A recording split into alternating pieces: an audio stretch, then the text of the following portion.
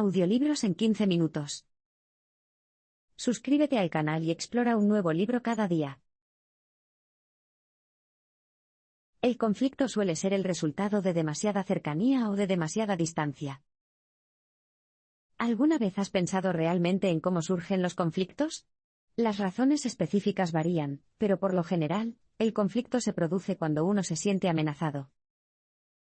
Eso puede significar una amenaza física o emocional, o una que esté relacionada con su identidad, propiedad, seguridad, salud, moral, las personas que ama. Cuando se trata de relaciones, los sentimientos de amenaza suelen surgir como resultado de una de dos cosas, demasiada cercanía o demasiada distancia. Ambas cosas pueden hacer que te sientas amenazado. Si te acercas demasiado a alguien, empezarás a preocuparte porque te ataquen. Si te alejas demasiado, te preocuparás por el abandono. Puede ocurrir demasiada cercanía cuando alguien se acerca a ti de manera conflictiva o levanta la voz. Estos comportamientos parecen actos de agresión, y esa sensación solo aumenta si la otra persona está realmente molesta. Su lenguaje corporal puede hacer que parezca físicamente más grande de lo que realmente es. La respuesta automática es para que te pongas a la defensiva. Demasiada distancia, por otro lado, puede hacerte sentir que la otra persona no se preocupa por ti o que incluso está a punto de dejarte. Esto ocurre cuando alguien te da un trato silencioso, se marcha abruptamente, cierra puertas de un portazo o interrumpe tu conversación durante una conversación. Y en el mundo actual de mensajería instantánea, hiperconectado, una persona que no conteste tu llamada o no conteste tus mensajes también puede generar demasiada distancia. Pero posiblemente el peor culpable sea simplemente el silencio, que te deja en un estado de no saber lo que está pasando. Es normal sentirse provocado por la cercanía o la distancia. Sin embargo, mantenerse activo puede tener efectos a largo plazo en la salud física y mental. Afortunadamente, puedes hacer algo al respecto. Comience por identificar sus mecanismos de supervivencia o desconectadores. Básicamente hay 4 de ellos. La primera es la postura, que implica atacar o culpar a la otra persona para protegerse de cualquier daño. La segunda es el colapso, lo opuesto a la postura. Aquí, implosionas o te apagas y sientes que la situación es toda tu culpa. Con la búsqueda, el tercer mecanismo de supervivencia, te sientes inseguro y buscas a la otra persona para intentar restablecer la conexión. Sin embargo, esto puede terminar alejando a esa persona aún más. Y el cuarto mecanismo de supervivencia, el evitar, es cuando os alejáis y creáis distancia entre vosotros. Identificar cómo te desconectas te permite no solo reconocer cuándo lo estás haciendo y actuar en consecuencia, sino también advertir a las personas cercanas a ti para que puedan ayudarte durante el conflicto.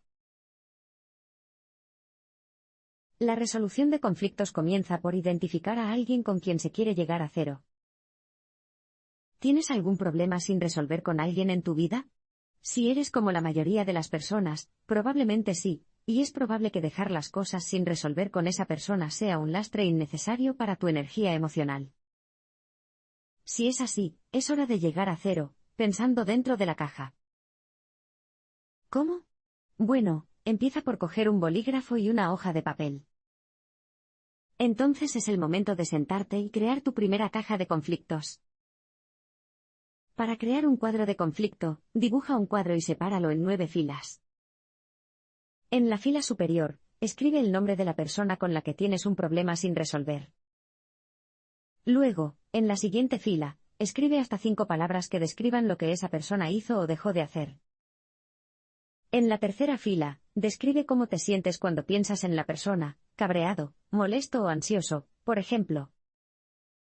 En la fila 4, puntúa esos sentimientos en una escala del 1 al 10, con 0 como punto de referencia y 10 como la sensación más extrema.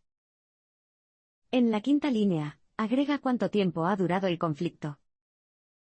A continuación, etiquete cada fila con una breve descripción de lo que trata, si eso le ayuda a llevar un registro de las cosas. Una vez que hayas completado estas filas, piensa detenidamente en la persona, la situación y todo lo que acabas de escribir. Luego pregúntate, ¿quieres resolver el conflicto? ¿Has hecho todo lo posible para hacerlo? Si no, tal vez no puedas enfrentarte a la posibilidad de enfrentarte a esa persona. Si ese es el caso, quizás sea mejor trabajar primero para llegar a cero con otra persona. O, si la verdad es que solo ves a esa persona como una causa perdida, sé honesto al respecto y elige a alguien que realmente te importe y con quien quieras llegar a cero. Cuando tengas a la persona adecuada, puedes añadir la sexta fila a tu cuadro de conflicto. Asume cierta responsabilidad por el conflicto. Describiendo el papel que has desempeñado en él. ¿Cuál era tu comportamiento? ¿Qué hiciste o no hiciste? No deberías sentir que hiciste algo malo o que eres la víctima aquí. Simplemente estás asumiendo una parte de la responsabilidad. El cuadro de conflictos que acabas de crear es una herramienta valiosa que contiene toda la información pertinente sobre tu conflicto. Te permitirá reflexionar sobre el conflicto a medida que avanzas para llegar a cero. Téngala a mano, ya que volverá a ella en un par de parpadeos. La forma en que creciste afecta la forma en que abordas tus relaciones de alto riesgo.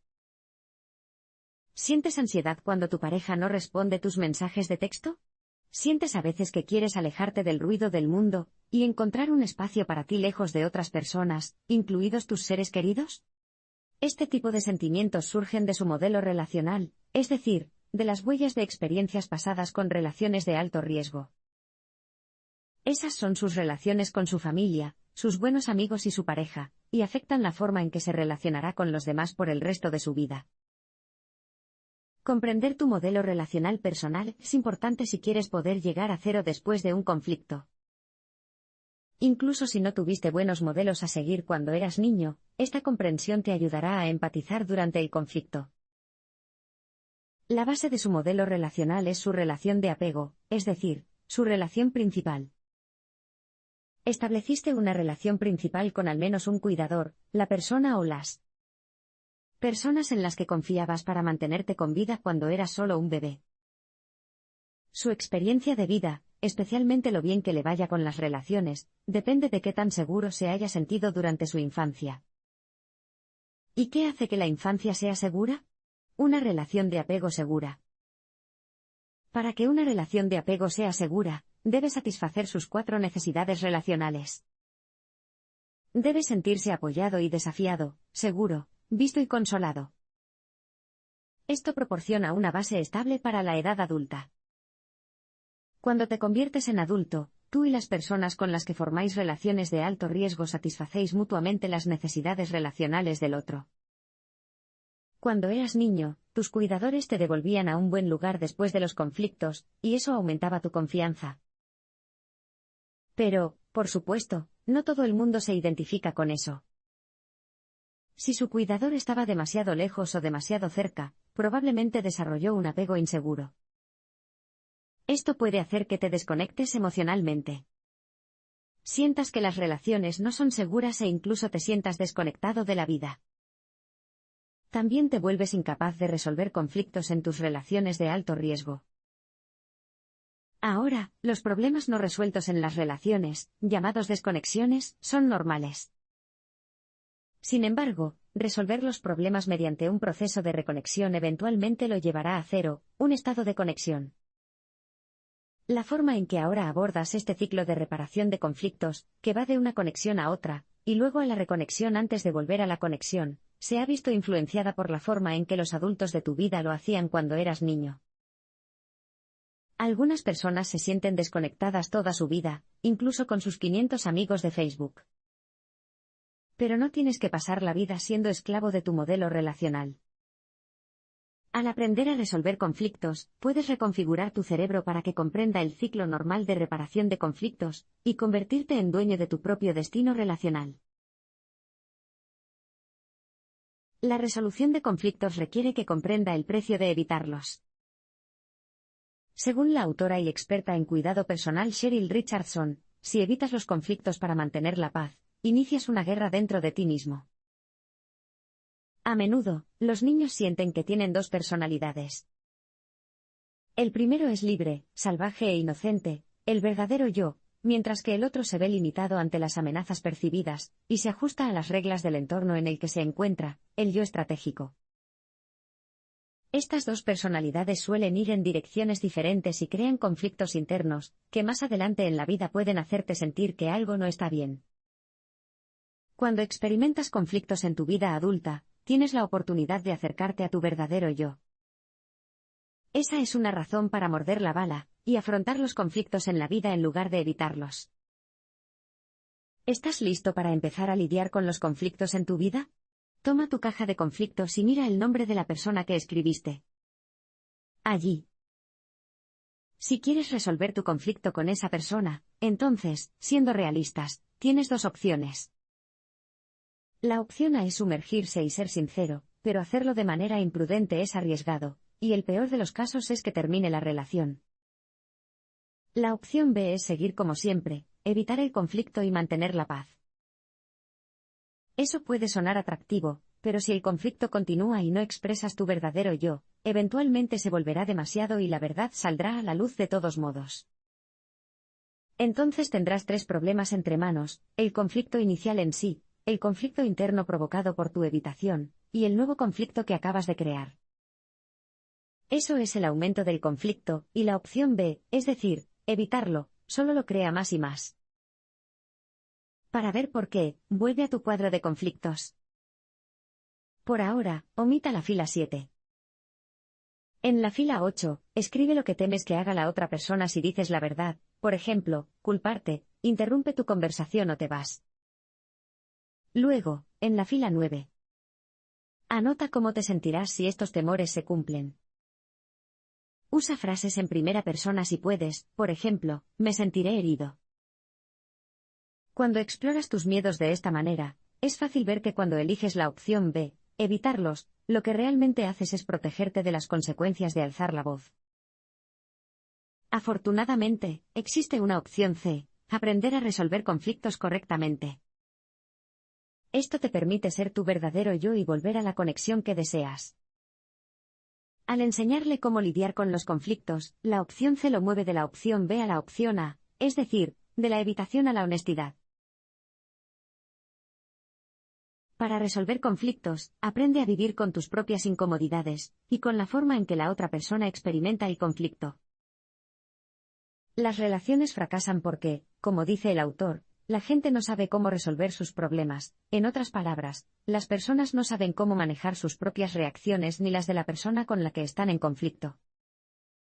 Piensa en tus relaciones pasadas que no funcionaron, y probablemente descubrirás que ese fue el caso, y que esto hizo imposible que la relación se recuperara incluso de los más pequeños baches en el camino. Si eres como la mayoría de las personas, probablemente te resulte difícil lidiar con tu propia incomodidad. Pero la buena noticia es que puedes aprender. Comience por identificar si la fuente de su malestar es interna o externa. Podrías pensar que otra persona te ha hecho sentir de la manera en que te sientes, pero otras personas no son las causantes de tus sentimientos, solo los desencadenan. Lidiar con esos sentimientos depende de ti. El autor denomina umbral de malestar emocional a la cantidad de malestar emocional que puedes afrontar, o ED. Sin entrenamiento ni desarrollo, es probable que su ED siga siendo pequeña. Pero es posible aumentar tu ED mediante la meditación NESTR, que significa número, emoción, sensaciones, pensamiento y recursos. Así es como funciona. Concéntrese en el dolor o la incomodidad que siente. Numérelo en una escala del 0 al 10, donde 0 es su zona de confort, y 10 es difícil mantener las cosas unidas. Luego, etiquete la emoción que siente, tal vez esté feliz, triste o enfurecido. ¿Qué sensaciones físicas sientes? ¿En qué estás pensando? Luego encuentra un lugar en tu ser donde te sientas con los pies en la tierra y con recursos. Piensa en cómo se siente cuando ambos pies están firmemente apoyados en el suelo, por ejemplo. La meditación NESTR debería durar unos 5 minutos. Con la práctica continua, te acostumbrarás más a tus sentimientos y tu número se acercará a 0 con más frecuencia. Tan importante como acostumbrarse a sus propios sentimientos es aprender a sentirse cómodo con la experiencia de conflicto de otra persona. Comprender esto les ayudará a los dos a llegar a una resolución. Una forma es considerar las 4 necesidades relacionales que conociste anteriormente. Asegúrese de que la otra persona se sienta apoyada y desafiada, segura, vista y consolada por usted. Ofrecer continuamente estos conectores en cada conflicto le ayudará a volver a cero. Escuche hasta que la otra persona se sienta comprendida. No todos son buenos oyentes. Esto es especialmente cierto durante un conflicto, y es posible que te pongas a la defensiva muy rápidamente. Esto a menudo se debe a que usted y la persona con la que están en conflicto no se entienden.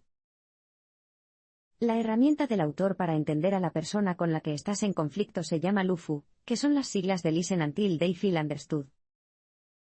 Hay algunos pasos para lograrlo, pero antes de empezar, necesitarás estar presente, en otras palabras, ser consciente de tus pensamientos y sentimientos y centrarte en la otra persona. Los 8 pasos del LUFU no son lineales, pero intenta seguir el orden hasta que conozcas bien el proceso. El primer paso es sentir curiosidad, no solo por lo que dice la persona, sino también por cómo lo dice. Deberías sentir curiosidad por lo que no se dice. La segunda es practicar la escucha reflexiva. Repite o reflexiona sobre lo que la persona te dijo. Use frases como, suena como. El tercer paso es confirmar que entiendes lo que la otra persona ha dicho mediante preguntas en la misma página, como, ¿te estoy siguiendo hasta ahora?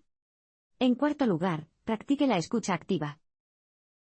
Básicamente, esto significa pulsar pausa, no decir nada, sino simplemente interrumpir al orador para que pueda digerir lo que se ha dicho. Podrías decir, espera, déjame asegurarme de que estoy contigo hasta ahora.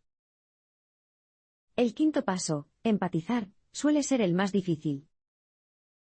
Ponte en el lugar de la otra persona, y considera honestamente tu contribución al conflicto y su impacto en esa persona. Añada esto a la línea 7 de su cuadro de conflictos, y expréselo a la otra persona con afirmaciones empáticas como veo lo enojado que estás. Sexto, valida lo que la otra persona ha dicho. 3 simples palabras pueden hacer esto, eso tiene sentido. No estás diciendo que la persona tenga 100% de razón, solo estás reconociendo cómo ve las cosas. Sin embargo, tienes que entenderlo de verdad. El séptimo paso es hacerse cargo de tu parte, y eso puede ser tan simple como decir, sí, lo hice. Pero no expliques ni justifiques tus acciones, sigue escuchando. Tu turno de hablar viene después del octavo paso, cuando confirmas que tienes una realidad compartida. Haga esto haciendo preguntas como, ¿se siente comprendido ahora? Por supuesto, si la persona responde que no a esa última pregunta, sigue con el LUFU. La resolución de conflictos requiere empatía. Los estudios han demostrado que entre el 70 y el 93% de la comunicación es no verbal. Así que antes de empezar a hablar, recuerda que tu tono de voz, poner los ojos en blanco, cruzar los brazos o distraerte con el teléfono afectarán a la persona con la que quieres comunicarte. Si haces estas cosas, terminarás alejándote de cero en lugar de acercarte a él. Así que siéntate, relaja la barriga y los hombros, y comprueba tu tono de voz antes de tomar tu turno para hablar. El autor usa el acrónimo SHORE para el proceso de hablar, que significa Speak honestamente with ownership to repair empathetically. Como recordarás, LUFU tiene 8 pasos. También lo hace SHORE. Al igual que cuando escuchabas, recuerda estar presente. Primero, considere el contexto. Explica por qué quieres volver a conectarte, por ejemplo, porque la relación es importante para ti. Recuerda, hablas porque esto va a ser bueno para los dos. Segundo, sé dueño de tu parte. Dile a la otra persona tu papel en el conflicto. No te justifiques ni te pongas a la defensiva. Sea vulnerable si es necesario.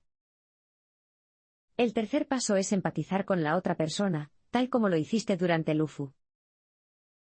La cuarta es validar a la otra persona.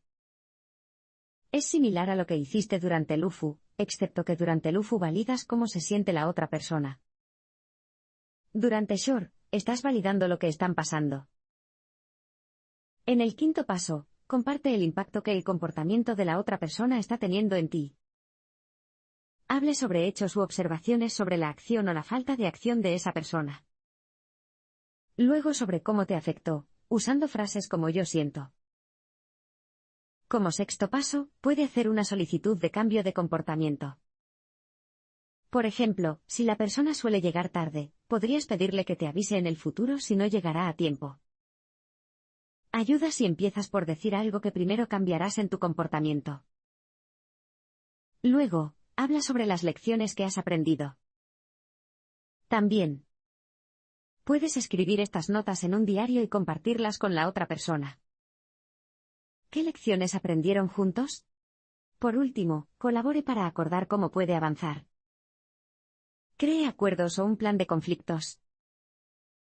Usando las técnicas LUFU y SHARE, tú y la otra persona deberíais llegar a cero, o estar cerca de ese punto.